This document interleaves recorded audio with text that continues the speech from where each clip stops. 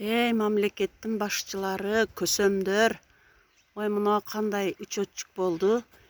Биз кечинде тифал менен плитаны кошо сайсак эле өчүп калат.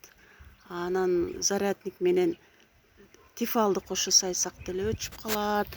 Бул эмне деген шумдук? Адамдардын кыйнаштын дагы бир түрү дейм да. Бул эмне деген эми? Кантип биз эми ушинтип токту кенен пайдалана албайбызбы?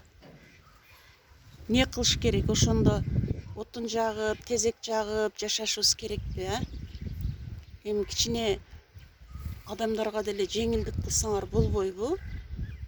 Бул кыйынчылык да, бул элдин чөнтөгүгө туура кол салыш. Дагы акчаны дагы очойтуруп төлөп атабыз го. Кымбат.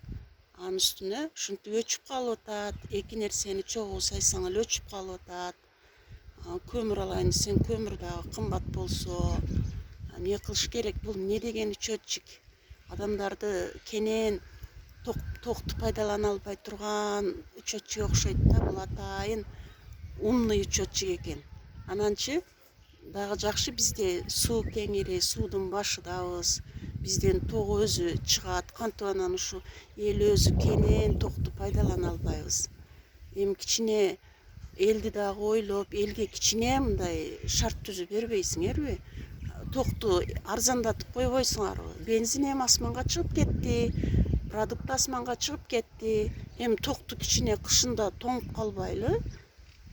Анан бирдеке десе эле баягы фейктер чыгат экен. Өзүң иште да анан мынт да деп. Иштей эле атабыз, жан талашып, тырмалашып эле. Эми кичине ойлонуп, адамдар да ойлогулачы. Бүтүк менен зарядникти сайса деле өчүп калып атат го. Анан бир сутка жандырбай коюп атат.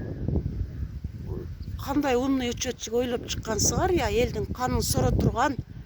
Ой, тажатып бүттүңөр го, кыйнап бүттүңөр го. Биз деле кичине жашайлы, макулбу?